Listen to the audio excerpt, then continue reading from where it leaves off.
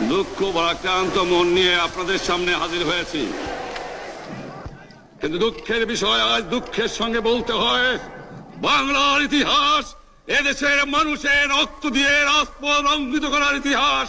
1952 সালে রক্ত দিয়েছি, 1954 সালে নির্বাচনে জয়লাভ করেও আমরা গদিতে বসতে পারি নাই। 1958 সালে আইয়ুব খান মার্শাল জারি করে 10 বছর পর্যন্ত আমাদের গোলাম করে রেখেছে। 1977 সালে 6 দফার আন্দোলনের 7ই জুনে আমার ছেলেদের গুলি করে হত্যা করা হয়েছে। জনাব ইয়াহিয়া খান সাহেব, আপনি পাকিস্তানের প্রেসিডেন্ট, কি করে আমার মায়ের কোল খালি করা হয়েছে, কি করে মানুষকে হত্যা করা হয়েছে, আপনি আসুন, দেখুন, বিচার করুন। আমি প্রধানমন্ত্রিত্ব চাই না, আমরা দেশের মানুষের অধিকার চাই।